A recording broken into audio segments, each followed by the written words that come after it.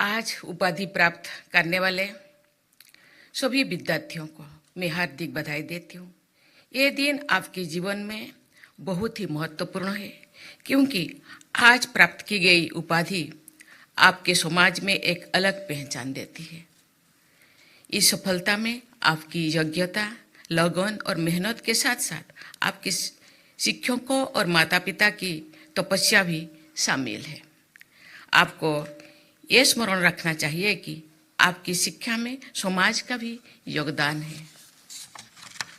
प्यारे विद्यार्थियों, medical profession केवल आजीविका का साधन मात्र नहीं है। ये एक ऐसा प्रोफेशन है जो लोगों के दुखों को कम करने, बीमारी लोगों का उपचार करने और समाज की भलाई में योगदान देने की पवित्र जिम्मेदारी देता है। मेरा मानना है कि आप चाहे एक चिकित्सक बने, एक शोधकर्ता बने या एक शिक्षक बने, आपके ऊपर लोगों के स्वास्थ्य और जीवन को बेहतर बनाने तथा रक्षा करने की जिम्मेदारी है। आपके पास आने वाले रोगी केवल एक मेडिकल केस नहीं होता, ये बीमारी से परेशान तथा आशंका और उम्मीद के बीच उलझा हुआ एक इंसान होता है। उसका केवल मेडिकल ट्रीटमेंट ही नहीं, बल्कि उत्साहवर्धन की आवश्यकता होता है। इसलिए आपकी भूमिका केवल एक डॉक्टर की नहीं है, बल्कि एक कंपैशनेट हीलर भी होनी चाहिए। मुझे विश्वास है कि आपने न केवल अपने संस्थान के ध्येय वाक्य in the service of humanity को पढ़ा होगा, बल्कि पूरी तरह से आत्मसात भी किया होगा। मेरी आपसे अपेक्षा है कि आप समाज, राष्ट्र और सबसे बढ़कर मानवता की सेवा में अपनी भूमिका को गंभीरता से निभाएं। देवियों और स्वजनों, देश भर में औसतन 10,000 लोग प्रतिदिन इलाज के लिए इस अस्पताल में आते हैं। मुझे ये जानकर प्रसन्नता हुई है कि रोगियों की सुरक्षा और सुविधा के लिए यहाँ लगातार नई पहल की जाती है। इस संस्थान में robotic renal transplant, robotic cardiothoracic surgery, bone marrow transplant जैसे अत्याधुनिक सुविधा लोगों के कम खर्चों में उपलब्ध कराए जा रहे हैं। उत्तर भारत का पहला स्किन बैंक भी यहीं मौजूद है। मुझे ये जानकर प्रसन्नता हुई है कि NIRF की इंडिया रैंकिंग्स 2024 में ये संस्थान टॉप 20 मेडिकल इंस्टीट्यूशन में शामिल है। इसके लिए आप सभी को बहुत बहुत बधाई। मुझे विश्वास है कि आप सब और अधिक लगन और मेहनत से काम करेंगे और निकट भविष्य में ही इस संस्थान को देश के 5 शीर्षक चिकित्सा संस्थानों में स्थान दिलाएंगे। मेडिकल के क्षेत्र में टेक्नोलॉजी के बढ़ते उपयोग ने मेडिकल और इंजीनियरिंग संस्थानों के बीच सहयोग को अत्यंत महत्वपूर्ण बना दिया गया है।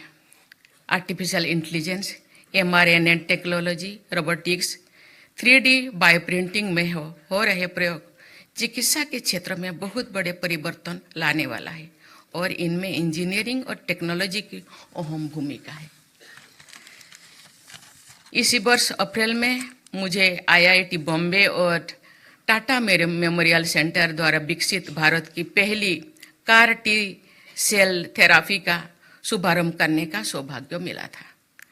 दिल्ली में भी कई महत्वपूर्ण इंजीनियरिंग और टेक्नोलॉजी संस्थान स्थित है।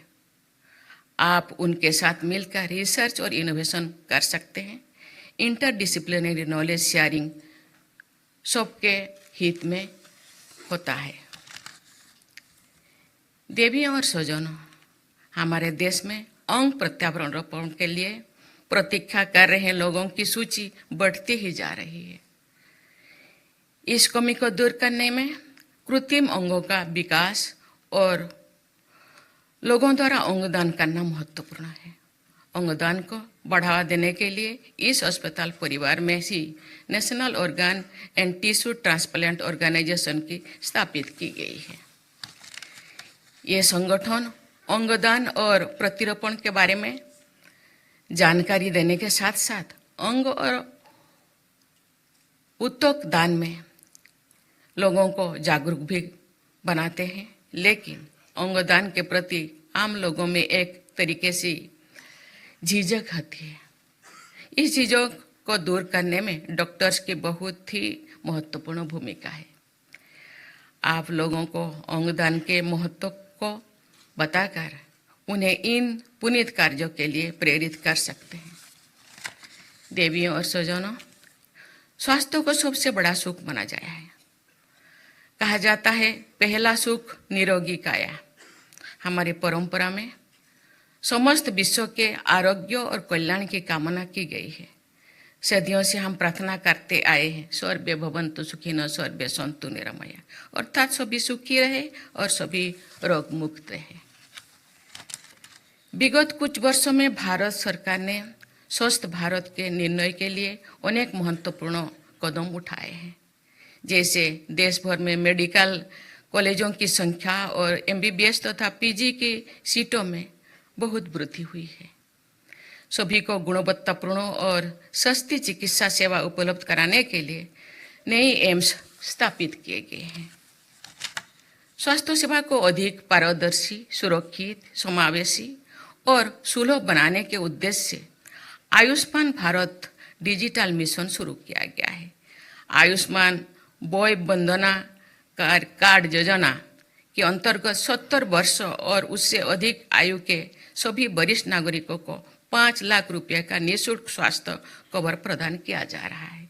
प्राथमिक चिकित्सा प्रदान करने के लिए देश भर में 1,75,000 से अधिक आयुष्मान आरोग्य मंदिर संचालित किए जा रहा है।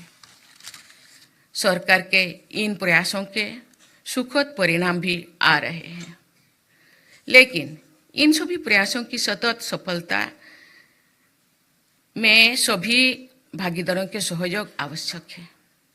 बिना कुशल और समर्पित डॉक्टरों के सरकार द्वारा बनाए गए हेल्थ इंफ्रास्ट्रक्चर का समुचित उपयोग नहीं हो सकता। प्रिय विद्यार्थियों, हम सब ने भारत को 2047 तक एक विकसित राष्ट्र बनाने का लक्ष्य रखा है। इस लक्ष्य को पाने में युवा डॉक्टर्स की महत्वपूर्ण भूमिका होगा।